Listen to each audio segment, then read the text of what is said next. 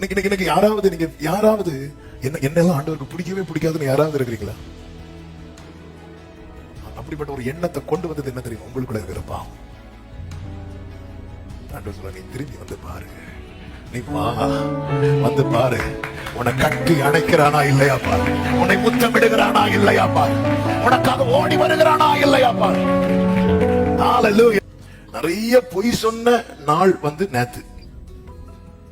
இந்த உலகத்தில் அதிகமாய் பொய் சொல்லப்பட்ட நாட்கள். மனுஷன் தேடுறான். ஏன் ஒரு தேவ பிள்ளைக்கு ஏன் இந்த உலக அன்புக்கான ஒரு ஏக்கம் வர ஆரம்பிச்சது? நீ தேவ அன்பை சென்ஸ் பண்ண முடியாம போனதுனால. இயேசு சொல்லுகிற, நீங்க எல்லாரும் என்ன விட்டு போயிருவீங்க,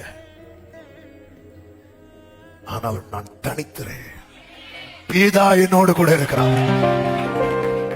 இது அவர் சென்ஸ் பண்ணலன்னு வைங்களேன், அவர் என்ன பண்ணிருப்பாரு தெரியுமா? ஆமே, அப்படி அதை வேட நான் சொல்ல தயங்குறேன். ஒருவேளை அந்த இடத்துல நானா இருந்தா என்ன பண்ணிருப்பேன் தெரியுமா? பேதுரு நம்ம திருப்பி ஒரு வாட்டி கூட கடல்ல நடக்கலாம். சில அன்பு, சில உறவுகள் நம்ம விட்டு போய்விடக்கூடாது என்பதற்காக அவர்களுக்காக என்னெல்லாமோ செய்யறோம். அவன் தேவ அன்பை உணர்கிற, ருசிக்கிற அனுபவம் எனக்குள்ள நஷ்டமா இருக்கு என்பதை நான் இன்னும் உணராம இன்னும் மாயான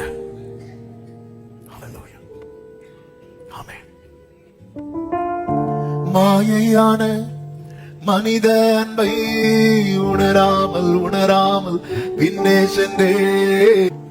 ஆரம்பத்துல மாயையான மனித அன்பை உணராமல் பின்னே சென்றேன். இன்னைக்கு அந்த சென்ஸே நஷ்டமாயிட்டு.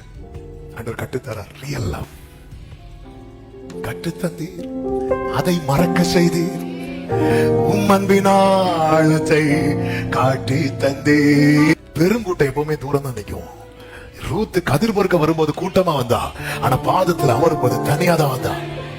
அது அர்த்தம் என்ன? நீங்க நெருங்க உங்களை இந்த உலகம் தனிமைப்படுத்தி கொண்டே இருக்கும். உலகம் உங்களை தனிமைப்படுத்துது, ஒதுக்குதுன்னா புரிஞ்சுக்கோங்க, நான் நெருங்கிட்டேன். நெருங்க தேவை பரிசுத்தம். ஆனா நெருங்க தான்